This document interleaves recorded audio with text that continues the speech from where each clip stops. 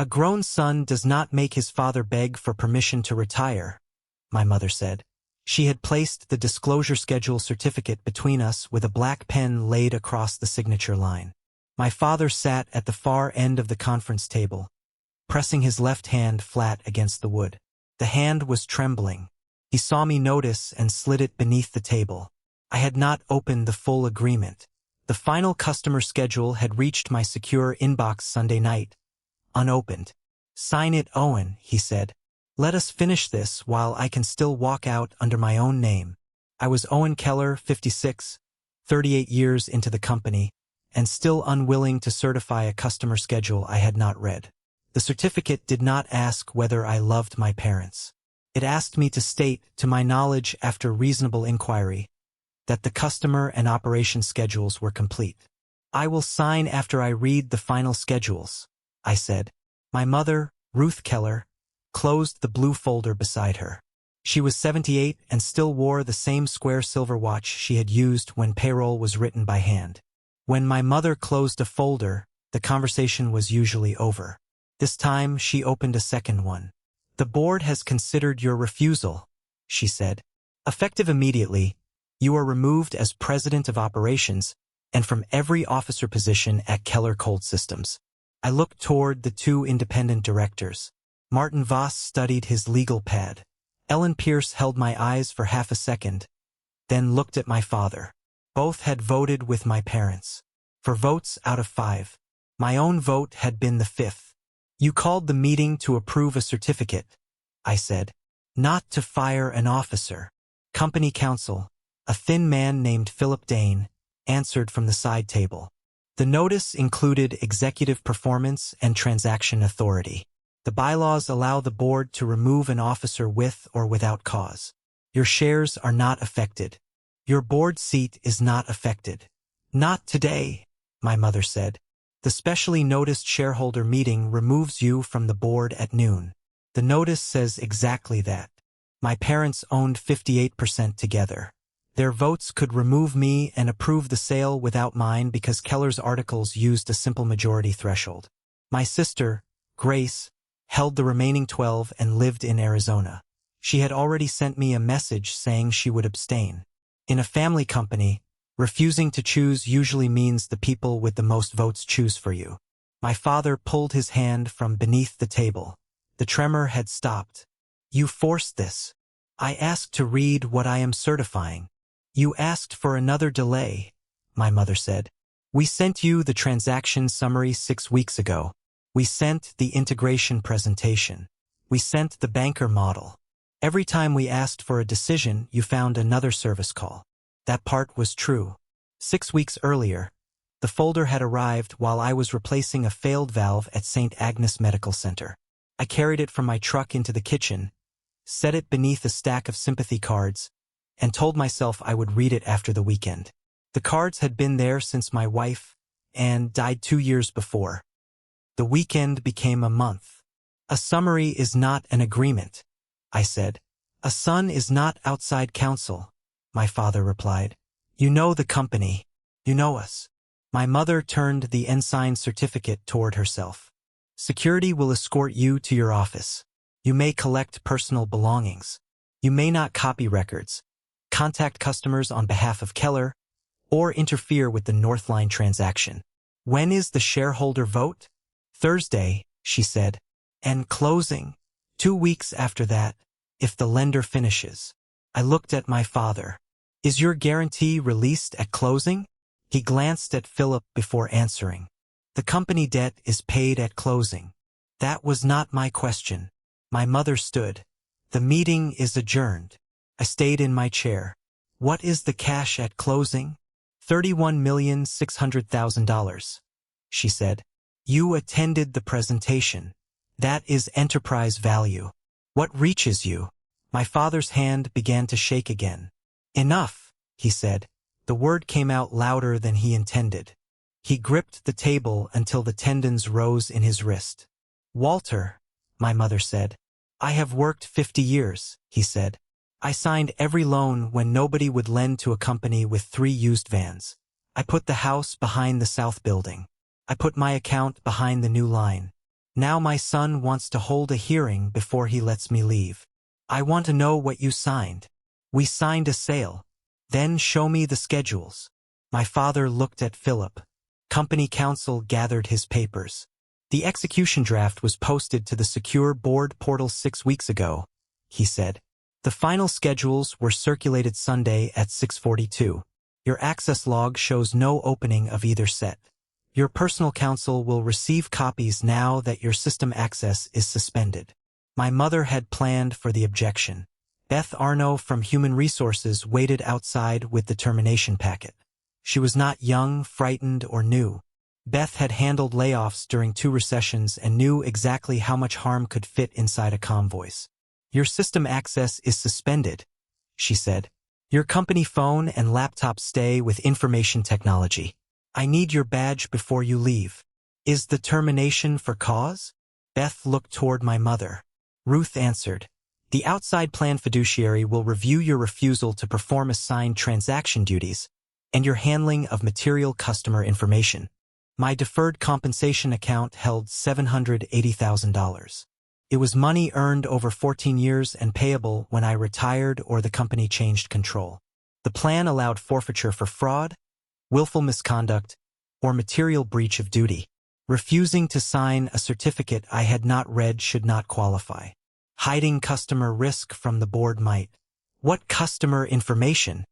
I asked. My mother tapped the pocket of my canvas field jacket. The notebook you carry instead of using the customer system. I felt the small spiral pad against my chest. It contained equipment serial numbers, names of plant managers, and promises I had made during service calls. Nothing belonged to me. I used paper because gloves and touchscreens had never become friends. It also contained 3 pages about customers who opposed Northline's plan to move dispatch to Chicago. Give Beth the notebook, my mother said. I removed it and placed it on the conference table. My father watched the book land beside the ensign certificate. You knew they would resist, he said. I knew they had questions. Did you tell the board? I did not answer quickly enough. My mother nodded once. That is what the committee will review. Beth walked me through the dispatch room. 9 people sat beneath wall screens showing service calls across southeastern Wisconsin. Red markers meant refrigeration down. Yellow meant impaired. Blue meant preventive maintenance. There were 2 red calls that morning, one at a dairy cooperative in Waukesha and one at a frozen food distributor near the port. Pete Navarro stood at the center desk with a headset over one ear. Pete and I had been friends since trade school. He could move 3 technicians across 4 counties without making any customer feel second. He saw Beth behind me and removed the headset. What happened? He asked. The board removed me as operations president. Every dispatcher heard it. Nobody turned around, which meant everyone was listening. Pete looked through the interior window toward the conference room. For how long? No end date. Northline, Beth answered before I could. Owen is not authorized to discuss the transaction. Pete's jaw moved beneath his gray beard. He is authorized to tell me who handles the St. Agnes renewal. Their counsel wants an answer today. Send it to Ruth, I said. I sent it to you 3 weeks ago. I remembered. The message arrived while I was inside a freezer with a failed evaporator. I called the hospital facilities director instead of replying. He told me St. Agnes would not accept a Chicago dispatch center for critical refrigeration.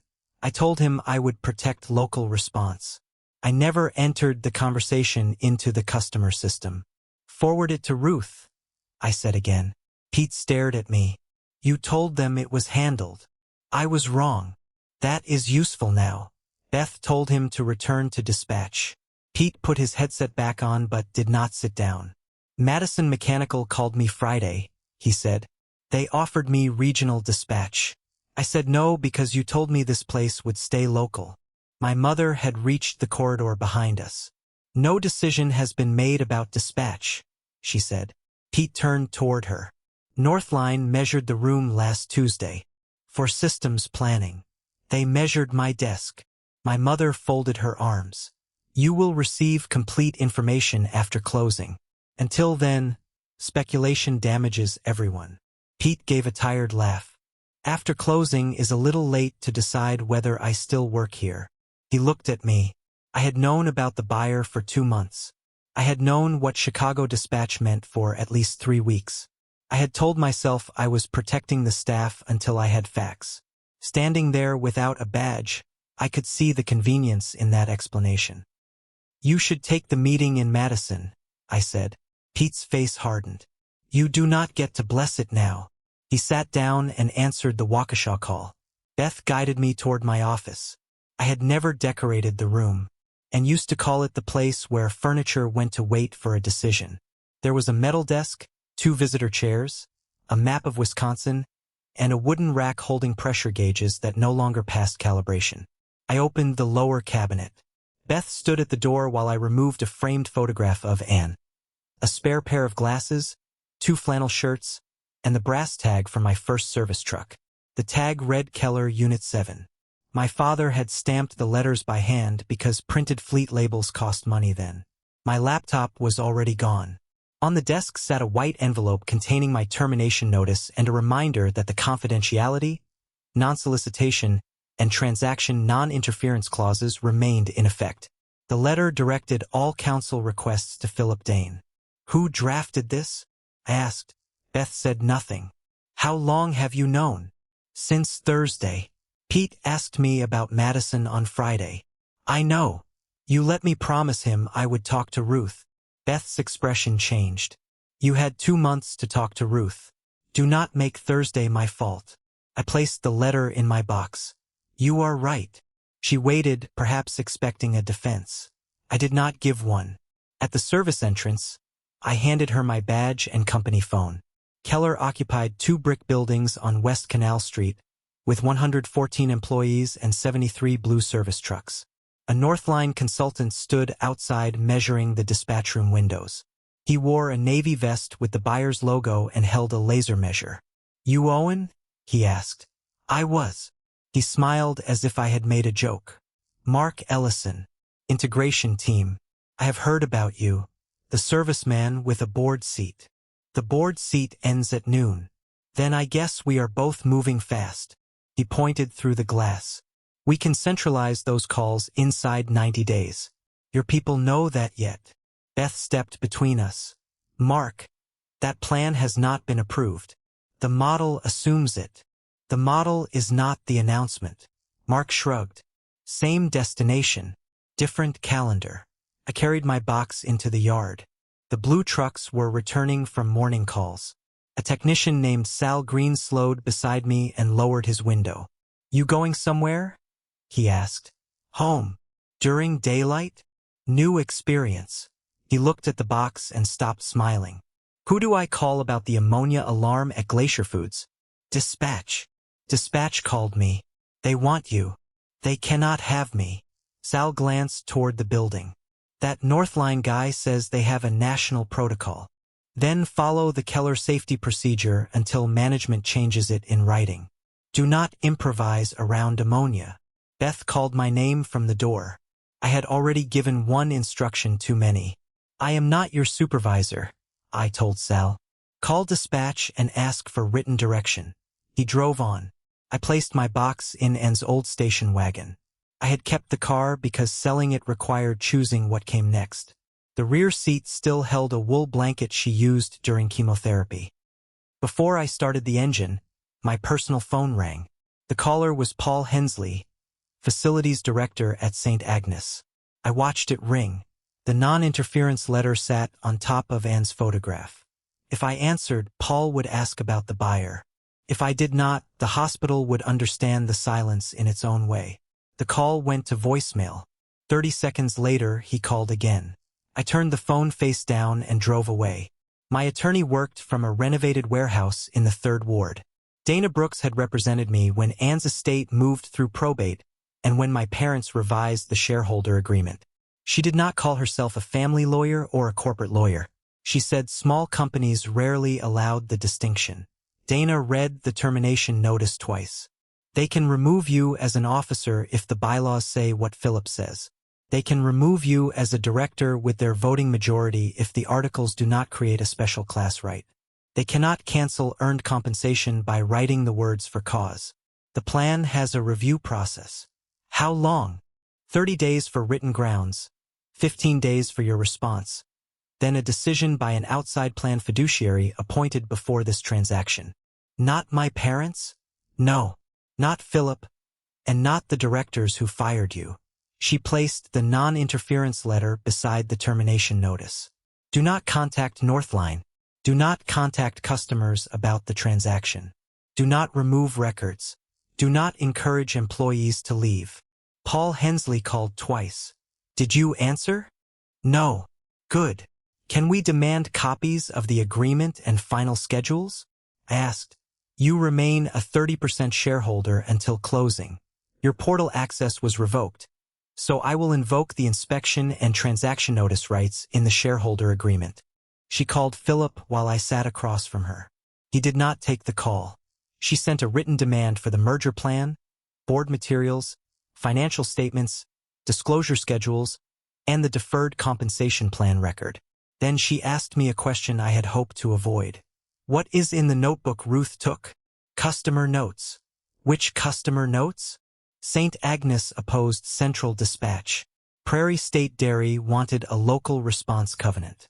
Lakefront Foods wanted written assurance that Northline would keep its senior technicians. Did you report those concerns? I told my father the customers would not like the integration plan. In a board meeting? In the service bay. Was anyone else there? A compressor was there. Dana leaned back. Did you put the notes in the customer system? No. Did you include them in a board packet? No. Did you sign any statement saying the buyer presentation was accurate? Not yet. That may be the sentence keeping you out of court. It does not make the rest wise. I looked through her window toward the river. A tour boat moved beneath the bridge, full of people photographing old warehouses that once employed men like my father. I was waiting until we had a plan, I said.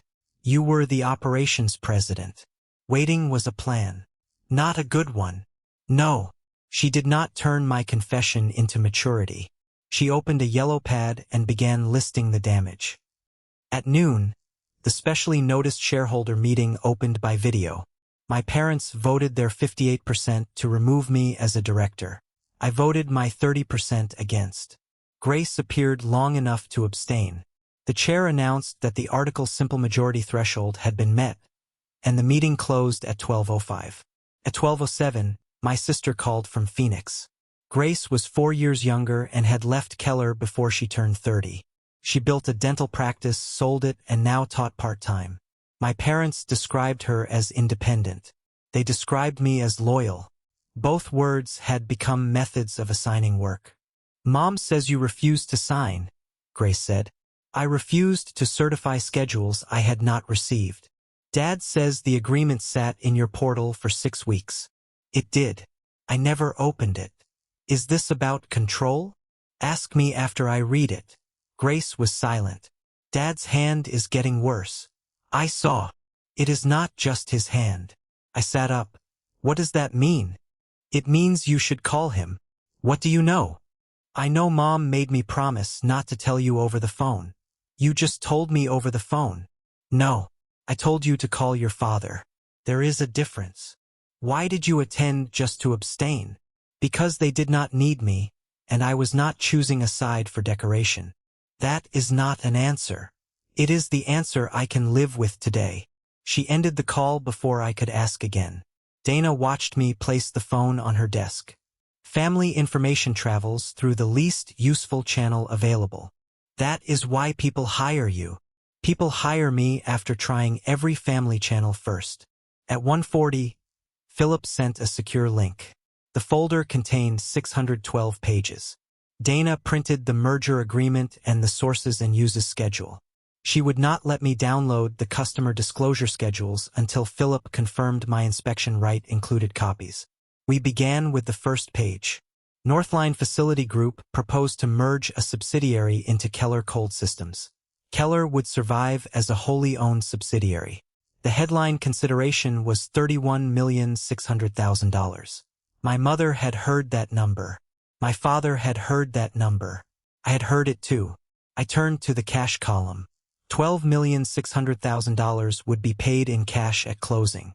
$9 million would become rollover equity in Northline's parent company. $6 million would be a subordinated seller note due over 5 years. $4 million would be an earnout tied to customer retention and operating margin. The cash did not go directly to shareholders. $7,200,000 paid company debt. $1,100,000 covered banker, legal, accounting, and transaction expenses. $4,300,000 remained before taxes for all shareholders. My parents' 58% produced $2,494,000 before taxes at closing. My 30% produced $1,290,000. Grace's share was $516,000. Only $4,300,000 reached shareholders at closing. Everything else depended on lenders, customers, and time. They think they are receiving more than $18 million in cash, I said. How do you know? Dana asked. My mother told me $31,600,000. Dad said the sale paid everything. The banker slide showed enterprise value in 48-point type. Dana turned to the rollover section. Northline's parent could restrict distributions while acquisition debt remained above a leverage threshold. The seller note was subordinate to Northline's senior lender. The earnout excluded revenue from any customer that terminated after a change of control. This may still be a fair deal, Dana said. Rollover can gain value. Seller notes can pay. Earnouts can be earned. None of those words mean fraud. They do not mean retirement money. Not today. We found my father's guarantee in the payoff conditions. Hawthorne Bank would release its liens and Walter's personal guarantee only after receiving the full debt payoff. If closing failed, the guarantee remained. If Northline delayed because a condition was not satisfied, the line matured in 45 days unless the bank extended it. That part is ordinary, Dana said. The danger is not that closing fails to release him. The danger is that closing does not happen.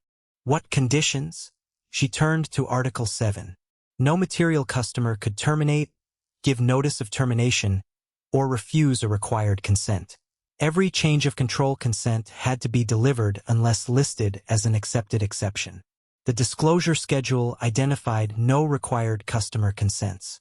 I knew that could not be right. St. Agnes used a service contract written after a regional hospital merger. Section 14 defined assignment to include any direct or indirect change in control of the service provider. Prairie State Dairy used almost identical language. Lakefront Foods required notice and written consent before a person acquired more than half the voting power of Keller. 5 contracts require consent, I said. Are you certain? I negotiated 3 of them. Do you have the contracts? The company does. Dana called Philip again. This time he answered. We have a problem in the disclosure schedule, she said.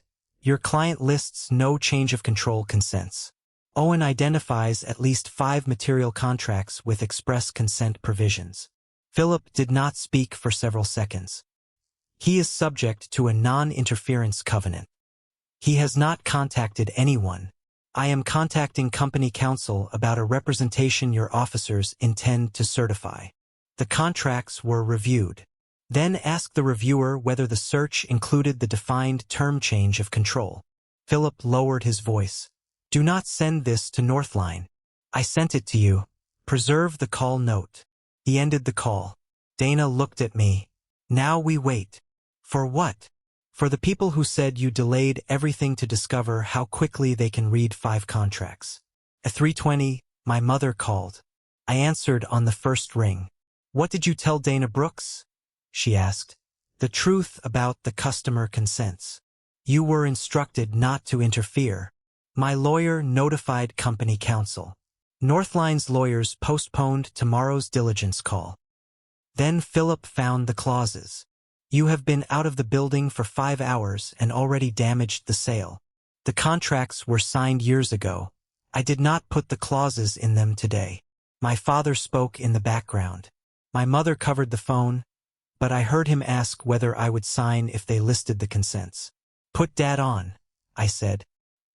He does not need another argument. Grace said his hand is not the whole story. The line went quiet. "Come to the house at 7, my mother said. "Will the full agreement be there? Bring your copy. It is 600 pages. Then bring the pages you think are worth more than your father's last good years." She ended the call. Dana wrote 7 on her pad. "Do not go alone." She invited her son to dinner. She invited a terminated officer who found a closing defect to meet 2 controlling shareholders. "I can sit in the car. That will help the family feeling. The family feeling got you fired before breakfast." I agreed to let her drive behind me. On the way home, I stopped at my empty house. The folder my parents sent 6 weeks earlier still sat beneath, and sympathy cards. Dust outlined the stack. I moved the cards and opened the folder for the first time. Inside was the banker presentation, a letter from Hawthorne Bank, a Northline integration summary, and a handwritten note from my father. "Owen," it said, "I cannot carry the next winter. Please choose a date." The note had no accusation in it. That made it worse. 2 years earlier, the week after Anne's funeral, my father asked whether I wanted to take over as chief executive. I told him we should wait until the spring service season ended. In summer, I said we should wait for the new dispatch system. In autumn, I said the bank renewal had to come first. Winter came, and I began sleeping in the guest room because our bedroom still smelled like Anne's hand cream. Work rewarded avoidance. A failed compressor did not ask when I would take off my wedding ring. A hospital freezer did not ask whether I planned to live alone forever. It gave me a pressure reading, a temperature, and a repair sequence. If I did the steps in order, something worked again. My parents watched me solve every problem except the one that kept them at their desks. The bank letter in the folder was dated 3 months earlier. Keller's revolving line had risen after we expanded the South Building and bought 20 trucks. Hawthorne would renew for 1 year if Walter continued his $3,800,000 guarantee, and the company completed either a capital raise or a sale process before the next maturity. My father had signed the expansion guarantee when he was 77. I had voted for the expansion. I sat at the kitchen table with his note in one hand and the bank letter in the other. Dana waited in her car outside because I had asked for 10 minutes alone. On the counter stood Anne's red kettle. The clock above the stove had stopped at 4:17 months ago. I had changed batteries in every thermostat at the shop and never changed that one. At 6:30, I carried both folders to my truck. My parents still lived in the duplex where Grace and I grew up, 2 miles west of the shop. My father had bought it before the company and rented the upper floor to one of his first technicians. The technician was long dead. My parents stopped renting the unit because my mother did not want strangers hearing them argue through the heating ducts. Dana parked across the street. I told her I would call if the conversation became a negotiation. She told me every family conversation about $31 million was already a negotiation. My mother opened the door before I knocked. The dining table was covered with paper. She had arranged the banker slides on one side and my father's medical records on the other. Walter sat in his usual chair with both hands around a coffee mug. He had changed from his suit into a green work shirt.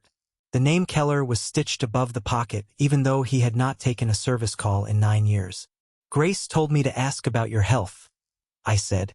"Grace was told not to manage this family from Arizona," my mother replied.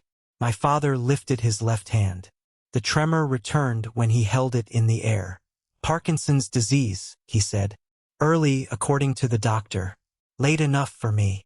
I set the folders down. "When did you know?" "February." "It is July. I can still read a calendar." "Why didn't you tell me?" My mother sat across from me. "We tried. You rescheduled dinner 3 times. Then the hospital lost a condenser and you slept at the shop. Then you said we would talk after the bank renewal. You could have said Parkinson's. You could have opened your father's note." She pointed to the folder I had ignored. My father wrapped both hands around his mug. I looked at the folders instead of him. "I dropped a torque wrench in March," he said. "Everyone drops tools. Not into an open electrical cabinet." He had joined Sal on a service call without telling me. A condenser fan had failed at a distribution warehouse. Walter climbed a short platform, reached across the disconnect cabinet, and lost his grip. The wrench struck the cabinet housing. The breaker was open, so nobody was injured. Sal covered for me, my father said.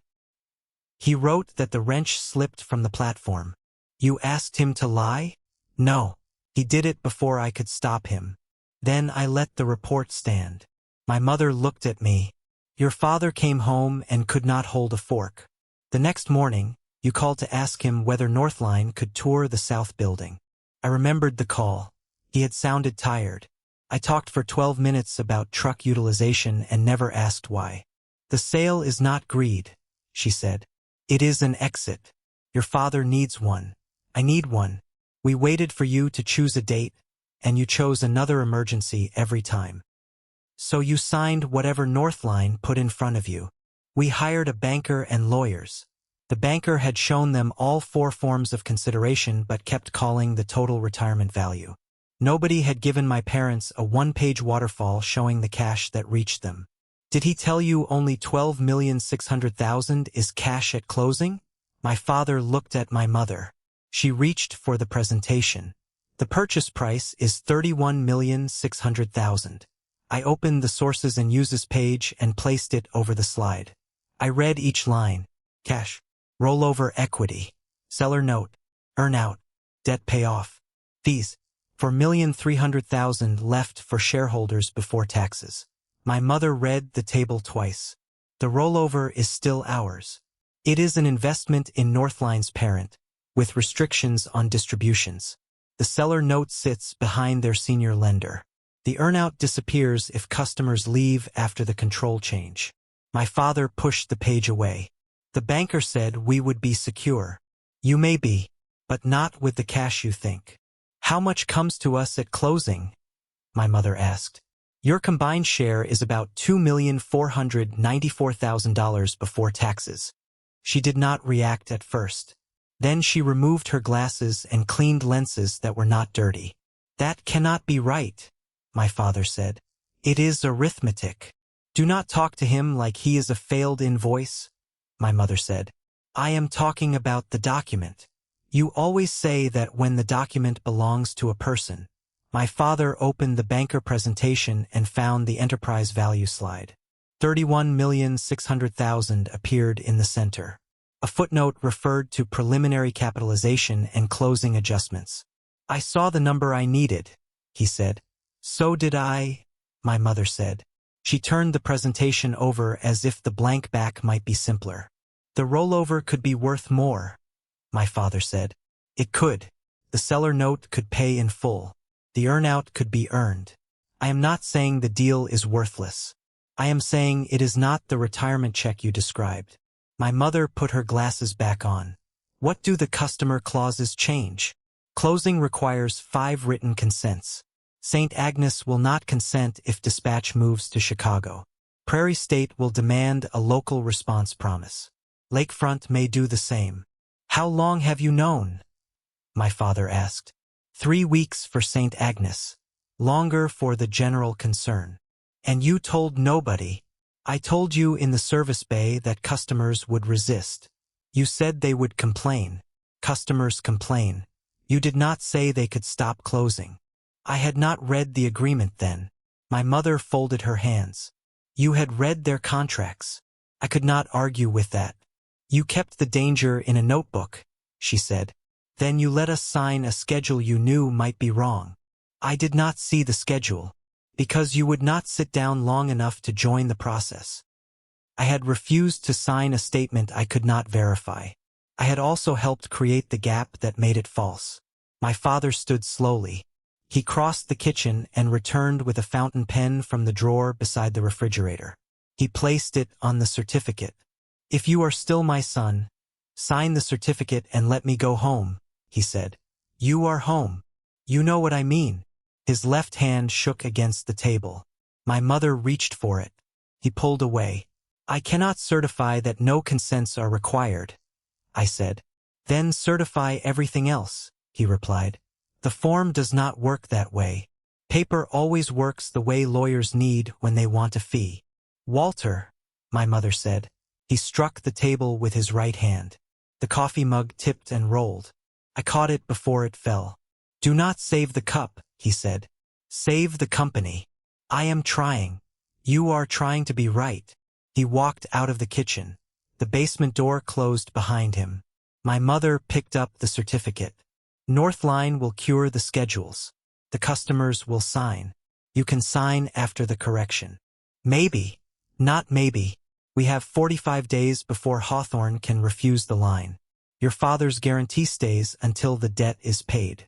If this deal dies, he remains tied to the company you would not agree to run. I will go to the consent calls if the board authorizes it in writing. As what? As the person who negotiated the contracts. The serviceman with a board seat? Mark had repeated the phrase quickly. My mother had already heard it from him. Is that what Northline calls me? Northline calls you difficult. Call you my son. Today, both descriptions cost us money. I gathered the folders. Dana is across the street. Have Philip send the corrected schedule to her. You brought a lawyer to dinner? I left her in the car. How considerate. At the front door, my mother spoke again. Your father did not ask for the company. He asked for a date. I know. No. You know now. I walked outside. Dana's headlights came on across the street. The next morning, Philip convened a call with Northline's counsel. Dana joined for me. Ruth, Walter, Martin, and Ellen joined for Keller. I was not a director anymore, but Philip invited me as the former officer whose knowledge had created the issue. Northline's lawyer was named Charles Renner. We understand 5 customer agreements may contain control consent language, Charles said. Why were they omitted from the schedule? Philip answered. The first review searched assignment and transfer provisions. The defined terms in these 5 contracts treat a control change as an assignment. We are correcting the schedule. Who knew? My mother said the company had not identified the issue before Monday. Owen? Charles asked. I knew the customers opposed centralized dispatch. I knew their contracts contained consent clauses. I did not know the acquisition schedule listed none until Monday afternoon. Did you encourage any customer to withhold consent? No. Have you contacted them since termination? No. Will you participate in consent calls? Dana interrupted. Only under written company authorization, with counsel present, and without waiving Owen's compensation claim. Charles ignored the last phrase. Northline reserves every right.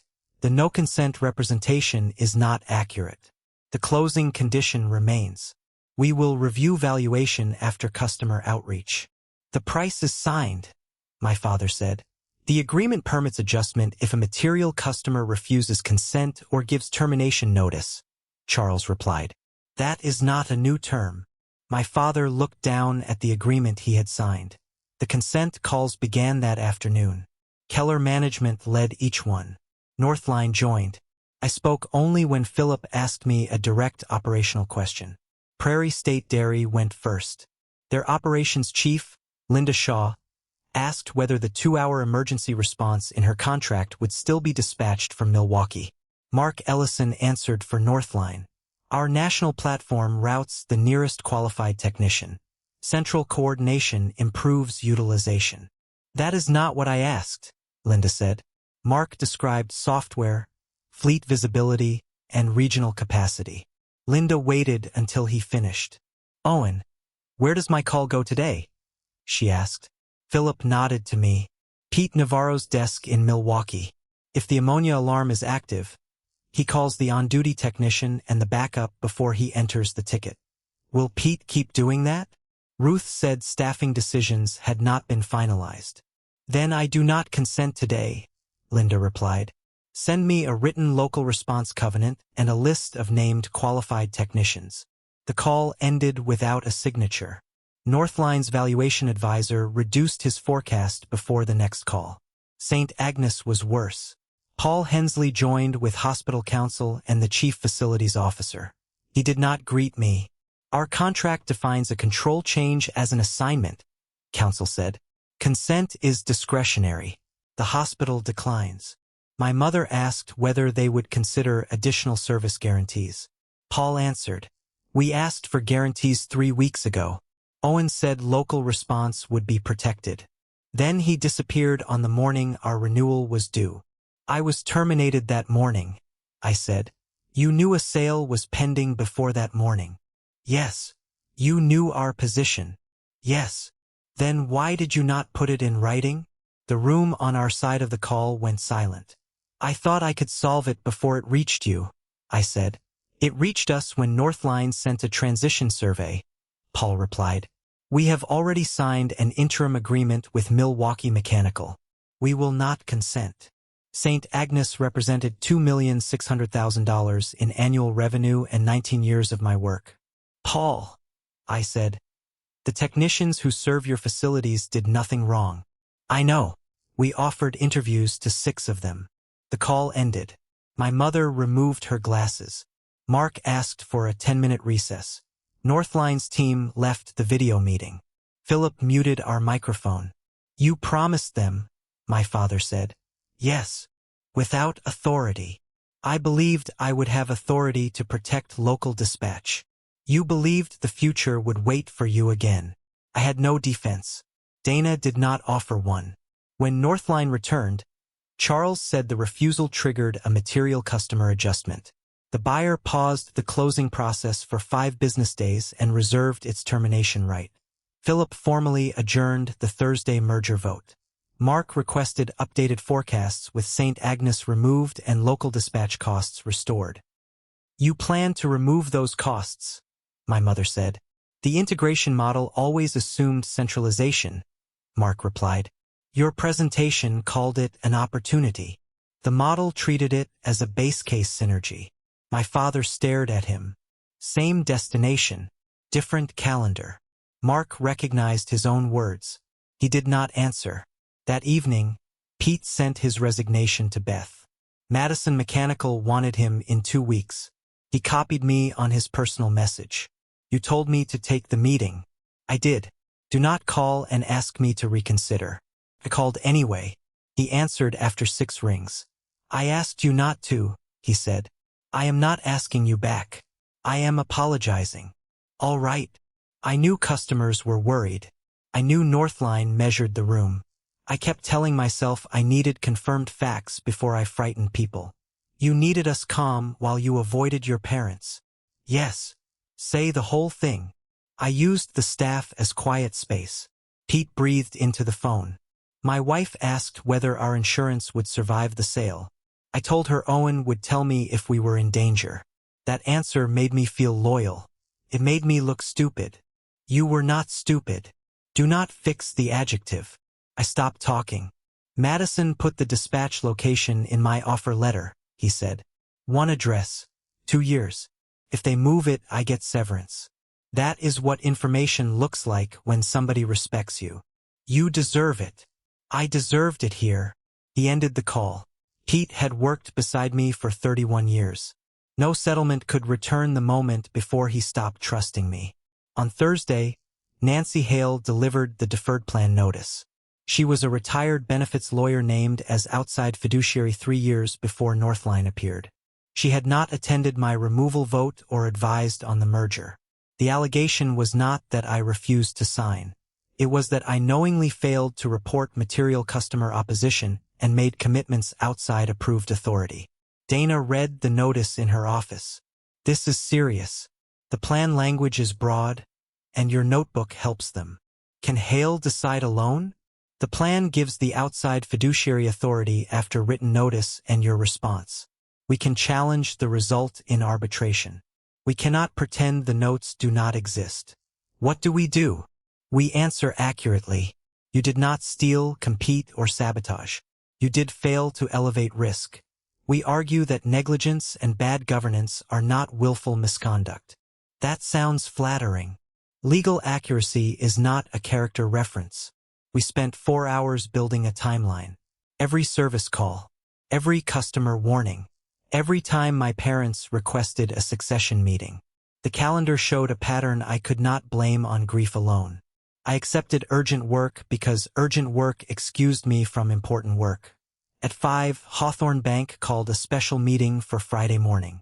The bank had received notice that Northline paused closing. Walter's guarantee remained. The line still matured in 40 days. Hawthorne's conference room faced Lake Michigan. The water looked flat and metallic beneath the summer clouds. Susan Feld, the bank's workout officer, placed a single-page term sheet in front of the Keller board. "The bank will not extend on the assumption Northline closes," she said. "We need a plan that works if it does not." The company owed $7,200,000 across the revolver, equipment notes, and building mortgage. The revolver portion was $3,800,000, all covered by my father's guarantee. Unrestricted cash was $920,000. Weekly payroll, benefits, fuel, and critical suppliers used $480,000. St. Agnes owed current invoices, but the contract loss removed future margin. Pete's departure created overtime and recruitment costs. Northline's pause also encouraged vendors to shorten terms. Susan offered a 120-day forbearance if Keller paid $400,000 within 1 business day after execution and another $400,000 within 25 days from the parcel sale. Owner distributions stopped, weekly cash reports began, and the company hired a turnaround advisor. Walter's guarantee remained until the revolver fell below $1,500,000. Missing a payment, reporting deadline, or minimum liquidity covenant ended the forbearance. "Where does the $800,000 come from?" my mother asked. The controller answered, $400,000 from cash, $400,000 from selling the unused parcel behind the south building. We have an indication from the neighboring warehouse. That parcel was for the training center, my father said. I had designed the training center we planned 2 classrooms, a working refrigeration lab, and evening courses for apprentices. After she died, the drawings stayed in a tube behind my office door. The land remained gravel and weeds. "There is no training center," my mother said. My father looked at me. "There could have been." "Not inside 40 days, I replied. The board authorized the sale process. Hawthorne issued a partial release letter requiring the parcel buyer to wire all $400,000 directly to revolver principal. The land sold 3 weeks later, and the training center disappeared from our future before it ever existed. Northline returned on the 5th business day with a proposed amended and restated merger agreement. The purchase price was $19,800,000. All cash. No rollover equity. No seller note. No earn-out. The lower price reflected St. Agnes, the cost of keeping Milwaukee Dispatch, and what Mark called execution uncertainty. Keller executed the forbearance that morning. Susan joined by speakerphone and reminded us that the first $400,000 wire was due the next day whether we accepted Northline's proposal or not. The room reacted to the smaller number. My mother did not. She opened the sources and uses page first. After both forbearance payments, debt payoff at closing would be $6,400,000. Revised transaction costs were $1,400,000 because of the delay, consent work, and lender fees. $12 million remained for shareholders before taxes. Above the purchase price, Northline would fund a $650,000 severance pool and up to $520,000 for the deferred plan escrow if the claim settled. The amendment listed St. Agnes as a disclosed exception, and Northline expressly waived that consent condition. Prairie State and 3 other customers agreed to consent if Milwaukee Emergency Dispatch remained for 2 years. "What happens after 2 years?" I asked. Mark said Northline could reorganize subject to customer contracts and employment law. "Then tell the employees 2 years," I said. "Do not call it permanent." My mother looked at him. "Put that in the communication plan." Northline removed the requirement that I sign the disclosure schedule certificate. After Philip delivered a written verification memo, the board designated Ruth and the controller to certify the corrected schedules. A separate bring-down certificate would be due from current officers at closing. The buyer requested my written acknowledgement that I had not contacted customers outside the authorized process. Dana approved a narrow statement after changing 8 lines. My father studied the revised cash number.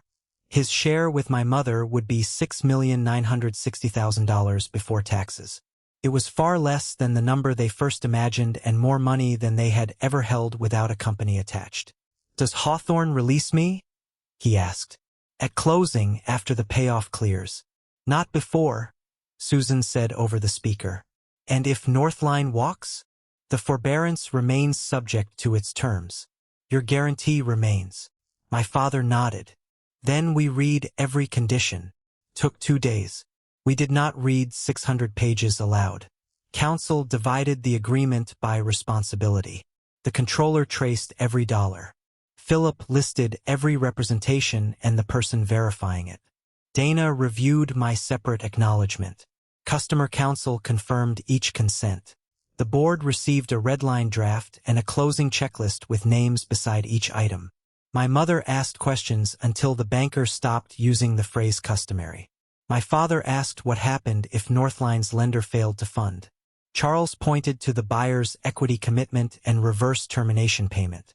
Dana reminded us that a remedy still required enforcement if money did not arrive. Nobody called anything automatic. Philip laid the amended and restated agreement beside the old version. After the required notice, the 4 remaining directors approved it. Then the shareholders voted. My parents' 58% carried the merger under the article's simple majority threshold. I voted no. Grace abstained. The closing checklist listed the new consideration, the St. Agnes waiver, both escrows, and every remaining consent. On the second evening, my father and I stood alone in the service bay. Northline had gone. The lifts were empty. Rain tapped the metal doors. You cost us $12 million, he said. The first number was not 12 million more cash. I know that now. St. Agnes cost part of the price. Keeping dispatch cost part. Risk cost the rest. And your silence cost St. Agnes. Yes. He picked up a socket from the workbench, turned it between his fingers, and set it down before the tremor could take it. I wanted the first deal because it sounded large enough to forgive everything, he said. The guarantee, the expansion, the years your mother kept books after midnight, the fact that I could not hold a wrench. A price cannot forgive. Do not become a philosopher because you finally read a table. All right. He looked toward the yard. Are you going to sue us? Dana filed the compensation response. That is not what I asked. I do not know yet. Honest, at least. Late, at least. He gave a short laugh. Then his face tightened. I meant what I said in the kitchen. I needed my son to let me go home. You needed me to choose a date. Yes. I should have. Yes. I still could not sign the first certificate. I know. We stood in the bay without resolving which failure mattered more. Nancy Hale ruled the following week. She found no fraud, competition, or intentional sabotage. She found that I had materially breached my reporting duty by keeping customer objections outside company systems and making an unauthorized assurance to St. Agnes. The plan did not require total forfeiture for that finding, but it allowed reduction. Nancy cut my deferred account by $260,000 and scheduled the remaining $520,000 over 2 years, subject to the closing release. Dana believed we could challenge the reduction. The board's timing looked retaliatory, and the definition of willful misconduct favored us.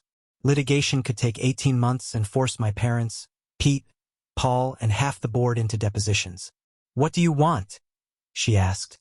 An answer that does not pretend I did nothing wrong. That is not a legal remedy. What is the settlement value? She estimated fees, delay, risk, and the chance a judge enforced the plan language. $520,000 was within the defensible range, though the payment schedule needed security if the merger failed. We negotiated a funded escrow at closing. I released the compensation claim and the company released its cause and interference claims. I lost $260,000. My mother did not apologize for seeking the review. I did not call the lost tuition. Pete left on a Friday. The dispatch team held a breakfast before his shift. I waited outside until he finished because I was no longer allowed in employee areas without an escort. He came through the service door carrying a cardboard box and the headset he had purchased himself. You can leave the headset, I said. Madison has a different system. I am keeping this to remind me what bad audio sounds like. I held out my hand. He looked at it, then shifted the box and shook it. I put your sentence in the closing communication, I said. 1 address. 2 years. Severance if they move early. Good for them. It came from you. It came after me. He carried the box to his car. Before opening the door, he turned. Do not come to Madison with lunch in 6 months and act like 31 years beat the last 3 weeks, he said. I won't. You will want to. I know. Find a different thing to do with wanting. He drove away. His position remained open for 12 days. Northline later hired 2 dispatchers to divide the work he had done alone. Closing occurred 36 days after my mother fired me. Hawthorne's representative sat beside the escrow agent. Northline's equity funds arrived first. The lender payoff went by wire. Susan confirmed receipt of $6,400,000 and released the company's remaining liens, along with my father's personal guarantee. Transaction costs used $1,400,000. The remaining $12 million went to the shareholder-paying agent. Northline separately funded the severance escrow and my $520,000 compensation escrow as additional closing obligations under the amendment. The controller confirmed every amount before Ruth signed the bring-down certificate. My father signed last. The pen shook against the page. He stopped, placed his left hand beneath the table, and signed with his right. Nobody applauded. Northline owned Keller Cold Systems at Fort Weld that afternoon. My parents' employment ended. My own employment had ended 36 days earlier. Grace received her distribution in Arizona and called to say she was glad it was over. It was not over for the employees, but I understood what she meant. Northline eliminated 18 administrative and management positions. 10 people moved into other roles. 8 used severance. The Milwaukee emergency desk stayed open. The blue trucks kept their name for the first year. St. Agnes hired 4 Keller technicians and gave the rest of its work to Milwaukee Mechanical. My mother used part of the closing money to pay the tax estimate and place 3 years of projected care expenses in a separate account. My father began physical therapy. He stopped visiting service calls. I did not become chief executive. Northline offered me a 6-month integration consulting contract. I declined after Dana confirmed that declining did not affect the settlement. For the first time since I was 18, Keller was a name on my mailbox and not the place I reported before sunrise. 3 months later, Milwaukee Area Technical College asked me to teach 1 evening course in commercial refrigeration diagnostics. Pete had given the program chair my number. He did not tell me. I recognized his phrasing in the email. He knows what a gauge can tell you and what a person won't. I accepted 1 class, not a career. On my final authorized visit to the shop, I met my parents in the old service bay. Northline had repainted the interior walls. My mother carried a ring of keys. She removed the front door key, the conference room key, and the service yard key, placing each in an envelope for Northline. The last key had a square brass head darkened by age. Unit 7, she said. The truck had been scrapped decades ago. My father had kept the spare key on the company ring because throwing it away felt too much like admitting how small the beginning had been. He took the key from her and pressed it into my hand. This one does not open anything, he said. Then why keep it? You kept a stopped clock. My mother looked between us. Are we going to discuss every object instead of going to dinner? Probably, I said. She almost smiled. A grown son should know when his parents are hungry. That sentence is getting expensive. It worked once. It did not work. You fired me. You finally opened the agreement.